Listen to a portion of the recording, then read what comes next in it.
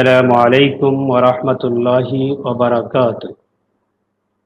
الحمد لله رب العالمين والعاقبة للمتقين، والصلاة والسلام على أشرف الأنبياء والمرسلين وعلى آله وأصحابه أجمعين، أما بعد. فأعوذ بالله من الشيطان الرجيم. بسم الله الرحمن الرحيم.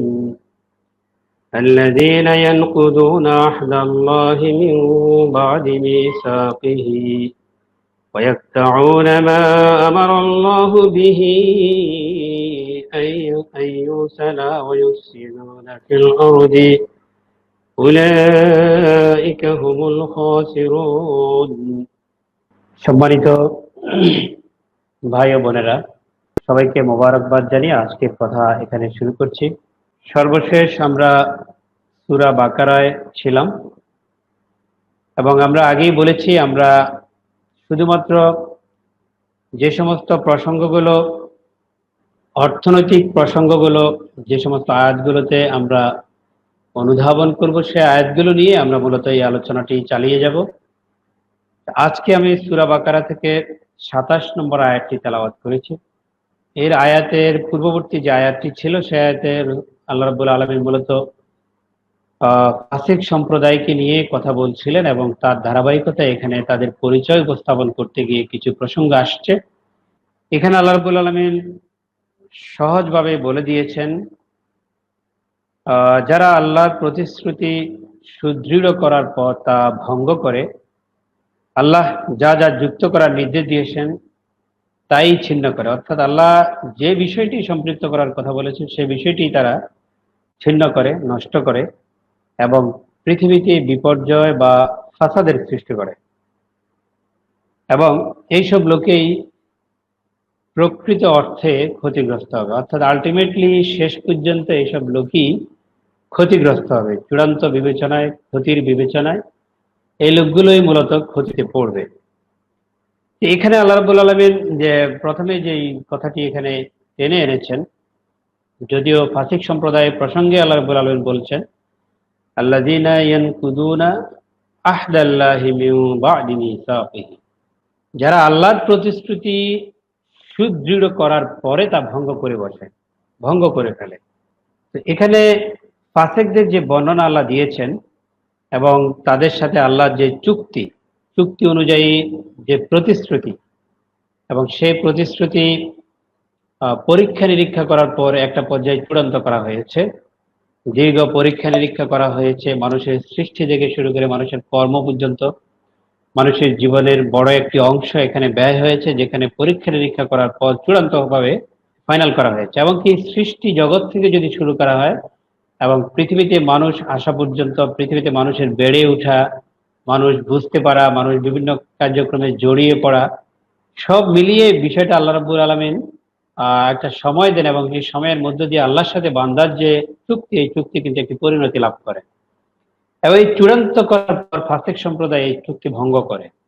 এটি হচ্ছে মূল প্রসঙ্গ।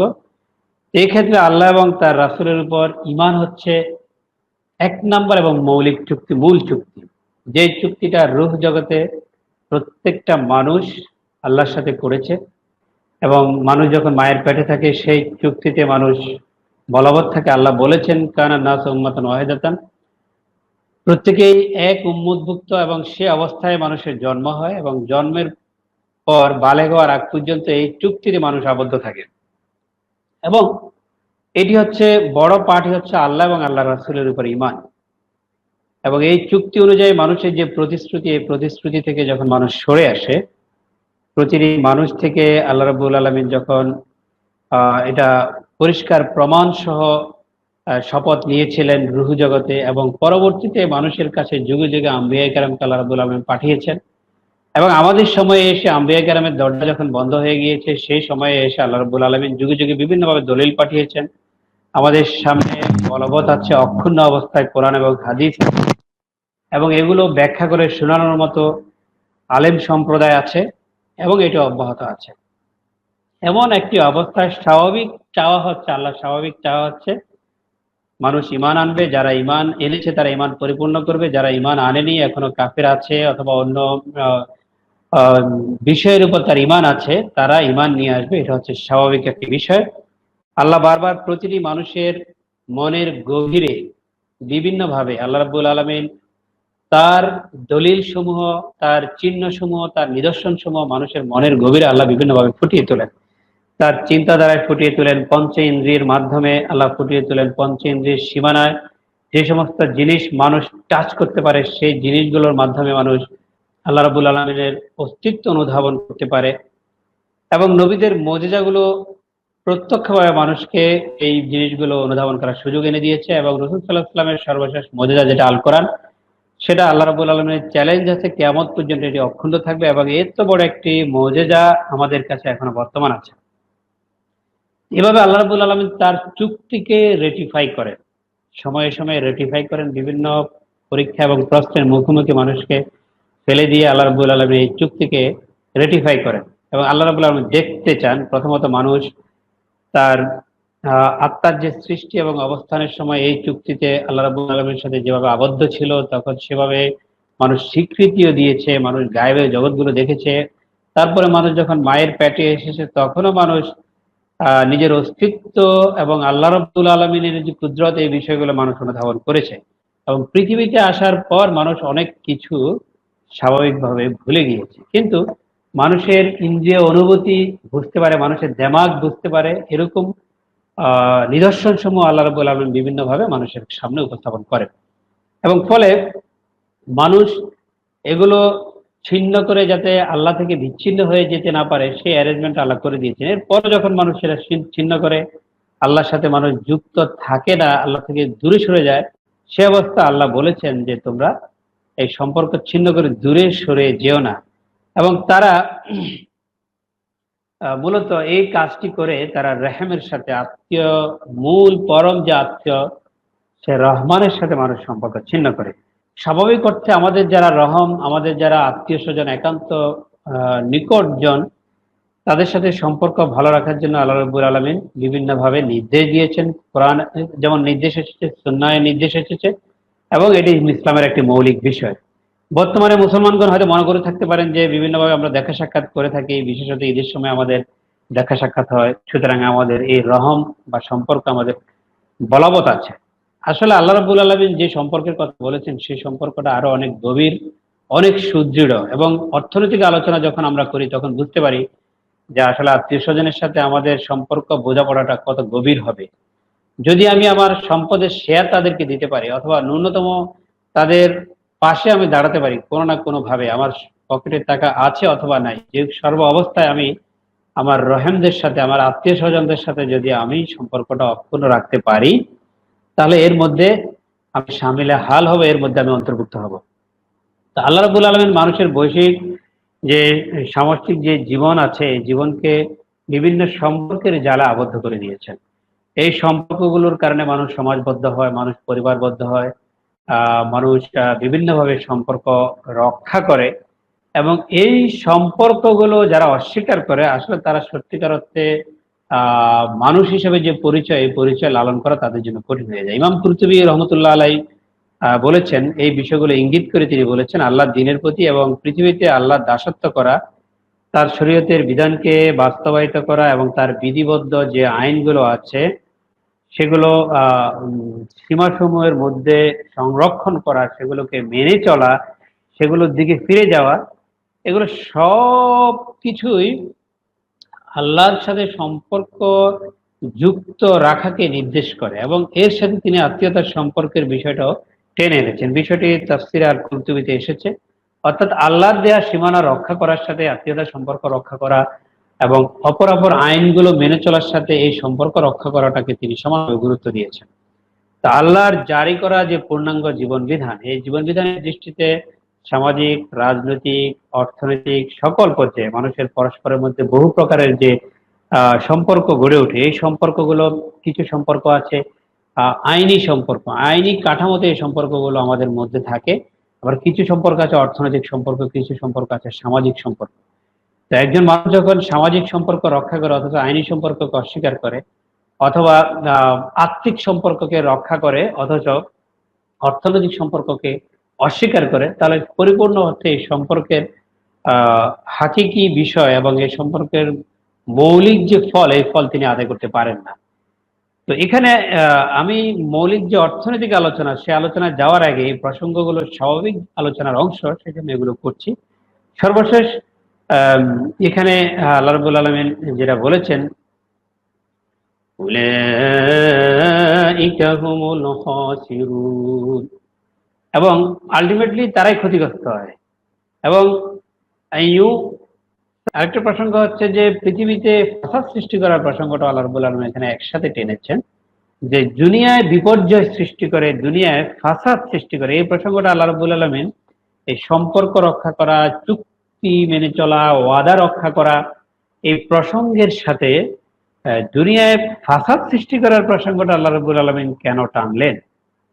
এই প্রসঙ্গটা আল্লামা আলুসি রহমতুল্লাহ আলাই তিনি লিখেছেন, এটা তাফসিরে রুহুল মানিতে এসেছে। তিনি লিখেছেন যে যারা মানুষের হক নষ্ট করে, আল্লাহর হক বিনষ্ট করার পর তারা সাধারণ মানুষের হক নষ্ট করে, যে বৈশিষ্ট্যগুলো বিশেষ করে ফাসিক সম্প্রদায়ের কথা যদিও বলা হয়েছে, তো বিষয় হচ্ছে যে এরা আল্লাহ সম্পর্ক নষ্ট করার পাশাপাশি বান্দার, আল্লাহর হক নষ্ট করার পাশাপাশি বান্দার হক নষ্ট করে এবং আল্লাহ তাআলার হক বিনষ্ট করে, তার সাথে কৃত ওয়াদা বা কৃত প্রতিশ্রুতি ভঙ্গ করা শামিল। আর এর কারণে সমগ্র বিশ্ব সমাজে বিপর্যয় এবং বিশৃঙ্খলার সৃষ্টি হয়। যারা আল্লাহর সাথে সম্পর্ক নষ্ট করে, এক নম্বরে তারা পৃথিবীতে বিপর্যয় সৃষ্টি করার জন্য দায়ী। দ্বিতীয়ত, যারা মানুষের হক নষ্ট করে, তারাও পৃথিবীতে বিপর্যয় এবং ফাসাদ সৃষ্টি করার জন্য দায়ী। এটি ব্যাখ্যা করলে বোঝা যাবে, যেটি তাফসিরে রুহুল মানিতে এসেছে। তো এখানে এই প্রসঙ্গটি আসলে কেন গুরুত্বপূর্ণ হয়ে উঠলো আমাদের কাছে, যে কোরআনে ফাসাদের বিপরীতে অর্থবোধক যে শব্দ আসছে, সেই শব্দটা হচ্ছে সালাহ। সালাহ, যেটার অর্থ হতে পারে আল্লাহর কায়েম করা বিধানাবলী, আল্লাহর কায়েম করা নিয়মাবলী, যেগুলো যথাযথভাবে বাস্তবায়ন করা, যেগুলোর উপরে দায়েম থাকা, কায়েম থাকা। এবং স্বাভাবিক নিয়মে দেখা যাচ্ছে যে কোনরূপ ব্যতিক্রম হলেই ফাসাদ বা বিপর্যয় সৃষ্টি হয়। একটা উদাহরণ যদি দিই, আল্লাহর একটা প্রাকৃতিক নিয়মের কথা যদি বলি, আল্লাহ রাব্বুল আলামিন বস্তু জগতের প্রত্যেকটা জিনিসের মধ্যে একটা আকর্ষণ সৃষ্টি করে রেখেছেন। আমরা জানি পৃথিবীতে প্রত্যেকটা গ্রহ নক্ষত্র যদি বলি, মহাজাগতিক প্রতিটা জিনিস একটার সাথে একটা আকর্ষণ আছে, একটাকে আরেকটা টানে। আমাদেরকেও আমাদের পৃথিবী নিচের দিকে টেনে ধরে রাখে। এখন যদি মনে করি আল্লাহর এই নিয়মটা যদি কোনো কারণে যদি ভঙ্গ হয়, যে পৃথিবী আমাদেরকে নিচের দিকে টানছে না, তাহলে তো জমিনে আমি সোজা হাঁটতে পারবো না। জমিনে যে গাড়িগুলো চলছে, একটা গাড়ির সাথে আরেকটা গাড়ি ধাক্কা লাগা শুরু হবে, একটা মানুষ আরেকটা মানুষের সাথে ধাক্কা লাগা শুরু হবে, মানুষ একটু কোনো কারণে দুই পা একসাথে যদি উপরের দিকে উঠে, অনেক অনেক উপরে মানুষ উঠবে, আবার মানুষ অনেক জোরে নিচে পড়বে।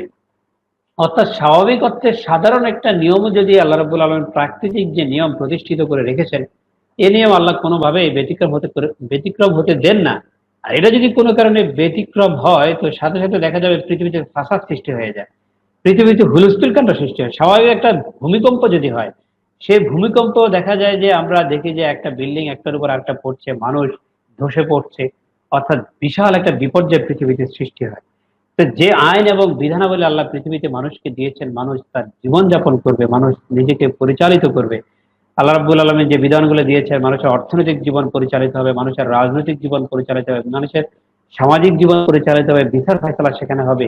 এই নিয়মাবলীগুলো যদি কোনো কারণে বাধাগ্রস্ত হয় বা কেউ ভঙ্গ করে, তখনও তো পৃথিবীতে ফাসাদ সৃষ্টি হবে এবং হওয়াটাই স্বাভাবিক। আমরা পৃথিবীতে এখন দেখছি, পৃথিবীতে যে হারে ফাসাদ সৃষ্টি হয়েছে, পৃথিবীতে যেভাবে দ্বন্দ্ব লেগে আছে, পৃথিবীতে যেভাবে মারামারি কাটাকাটি লেগে আছে, পৃথিবীতে যেভাবে শোষণ বঞ্চনা লেগে আছে, আমরা দেখেছি যে আমাদের পৃথিবীর কথাই বলি, আমরা আরবের অবস্থা দেখেছি। আরবে যে শোষণ বঞ্চনা যেভাবে ছিল, মানুষের মধ্যে হাহাকার যেভাবে ছিল, মানুষের মধ্যে ক্ষুধার যন্ত্রণা এমন ছিল, পেটে পাথর বাঁধা লেগেছে, সে আরবের সমাজের অবস্থা এমন ছিল, কারণ আল্লাহ যে সীমানা মানুষ ভঙ্গ করেছে এবং আল্লাহ যে বিধান দিয়েছেন সেই বিধান থেকে মানুষ সরে গিয়েছে। এখনো ঠিক একই অবস্থা, আল্লাহ যে বিধান দিয়েছেন আমাদেরকে, সেই বিধান থেকে আমরা সরে আছি, বিভিন্নভাবে আমরা অনেক দূরে অবস্থান করছি। এবং আল্লাহ সে কথাই বলেছেন, যেটা ফাসিকদের ক্ষেত্রে বলা হলেও, তো এখন তো হিসেবে আমরা সবাই ফাসিকের মধ্যে পড়ে যাচ্ছি, যে আল্লাহ যে চুক্তি করেছেন আমাদের সাথে, আল্লাহ যে বিধান দিয়েছেন, সেই বিধান আমরা কোনো না কোনো ভাবে ভঙ্গ করছি। তো আল্লাহ বলছেন যে পৃথিবীতে ফাসাদ এরা সৃষ্টি করে, বিধান ভঙ্গ করার মধ্য দিয়ে, আল্লাহর সাথে কৃত ওয়াদা ভঙ্গ করার মধ্য দিয়ে, চুক্তি ভঙ্গ করার মধ্য দিয়ে। এবং আমরা ঠিক দেখেছি ফাসাদের বিপরীত অর্থ সালা।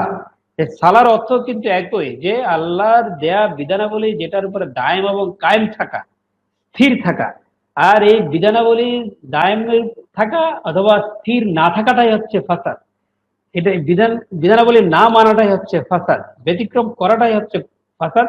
আর যখনই আল্লাহর বিধানাবলী থেকে আমরা ব্যতিক্রম করবো, পৃথিবীতে বিপর্যয় সৃষ্টি হবে, ফাসাদ সৃষ্টি হবে। এই কারণে আল্লাহ রাব্বুল আলামিন তার বিধানাবলীর উপর যথাযথভাবে কায়েম থাকার জন্য, সেগুলো কার্যকর থাকার জন্য আল্লাহ রাব্বুল আলামিন স্বাভাবিকভাবে আহ, চেয়েছেন। এবং আল্লাহ চাওয়াটা অস্বাভাবিক কিছু না, চাওয়াটা খুবই স্বাভাবিক ছিল। কিন্তু সেই আমাদের বিষয় দাঁড়িয়েছে যে আমরা এখন অস্বাভাবিক আচরণ করে বসে আছি, এবং সেই অস্বাভাবিক আচরণগুলো আজকে সমাজে আমরা কোনো না কোনো ভাবে করে চলেছি। সাইদ কুতুব শহীদ রহমতুল্লাহ আলাইহি তিনি লিখেছেন, জনগণের পরস্পরের মধ্যকার যে সম্পর্ক, সদাচরণ, সৌজন্যবোধ, পরস্পরের অধিকার মর্যাদা রক্ষার নীতি, এগুলো যখন পরিত্যক্ত হয়, পরস্পরের সহমর্মিতাবোধ যখন পরিত্যক্ত হয়, আল্লাহর সাথে মানুষের সম্পর্ক যখন ছিন্ন হয়ে যায়, তখন সমাজে ব্যাপকভাবে ফাসাদ সৃষ্টি হয়।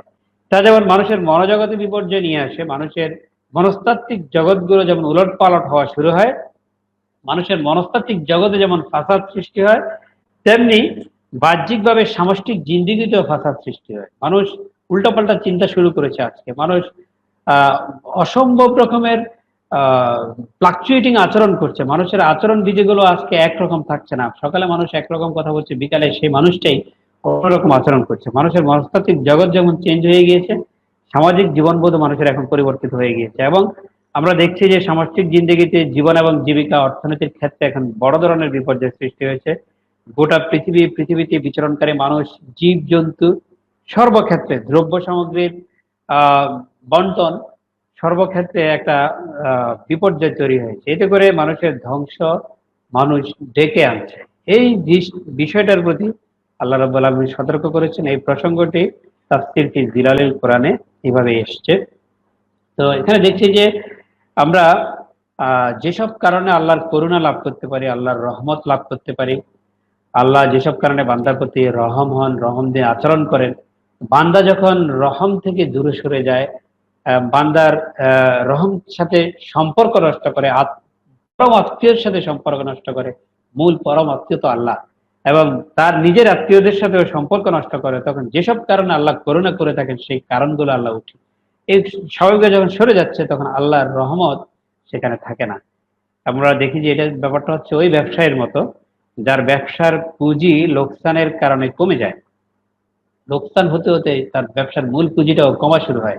অনুরূপভাবে যারা মোনাফেক, যারা কাফেরদের সাথে ঘনিষ্ঠ সম্পর্ক বজায় রাখে, এবং যারা কাফের, যারা ফিস স্বভাব নিয়ে চলছে, সত্যিকার ক্ষতিগ্রস্ত হচ্ছে তারা। আল্লাহ তার করুণা এদেরকে আখেরাতে দেবেন না। দুনিয়াতে কিছু কিছু ক্ষেত্রে আমরা হয়তো এদেরকে দেখে বিভ্রান্ত হতে পারি, অর্থনৈতিক কার্যক্রম কিছু কিছু ক্ষেত্রে এরা একটা পর্যায়ে উপনীত হয়ে যায়, সেসব কারণে আমরা হয়তো বিভ্রান্ত হতে পারি। এর ব্যাখ্যাও আছে, আমরা হয়তো চেষ্টা করবো শেষে যাওয়ার। তো আখেরাতে এদের প্রতি কোনো করুণা, কোনো রহম আল্লাহ করবেন না। যে সমস্ত করুণা আল্লাহ রাব্বুল আলামিন তার বান্দার জন্য সৃষ্টি করেছেন, সেই করুণাগুলো আল্লাহ দুনিয়াতে কিছু কিছু জিনিস জারি রাখবেন আল্লাহর ওয়াদার কারণে, যার কারণে সেই করুণাগুলো, সেই রহমগুলো, সেই রহমতগুলো সবাই হয়তো পেয়ে যাচ্ছে, সবাই পাচ্ছে। কিন্তু পরম অর্থে আখেরাতে এই করুণা তারা লাভ করবেন না। আর দুনিয়াতে যে ইজ্জত এবং জিন্দেগি, ইজ্জতের জিন্দেগি এবং বারকার জিন্দেগি, বরকতের জিন্দেগি, সেই জিন্দেগি থেকে তারা আসলে অনেক দূরে সরে যাবে। তো আমি 27 নম্বর আয়াতের যে প্রসঙ্গগুলো উত্থাপন করেছি, এই প্রসঙ্গটি আমরা অর্থনৈতিক তাৎপর্য যদি এখানে পরিমাপ করি, অর্থনৈতিক তাৎপর্য হচ্ছে, মৌলিক তাৎপর্য যে বিষয়টি, সেটি হচ্ছে সত্যিকার অর্থে কেউ যদি জীবন এবং জিন্দেগিতে আল্লাহর রহমত লাভ করতে চায়, কেউ যদি তার জীবিকাতে বরকত পেতে চায়, জীবিকাতে আল্লাহর দেওয়া প্রতিশ্রুতি অনুযায়ী সে যদি সবকিছু অর্জন করতে চায়, তবে তাকে যে কাজটি করতে হবে সেটা হচ্ছে আল্লাহর দেয়া সীমানা তাকে মানতে হবে, আল্লাহর দেয়া বিধানগুলো তাকে মানতে হবে, এবং সে অনুযায়ী তাকে জীবন পরিচালনা করতে হবে, এবং আত্মীয় স্বজন পরিজনদের সাথে, মূল পরিজন যদিও আল্লাহ, এবং অপরাপর পরিজনদের সাথে সম্পর্ক বজায় রাখতে হবে। এটি সূরা বাকারার 27 নম্বর আয়াত আমি অধ্যয়ন করলাম এবং সেটার উপরে কথা বললাম।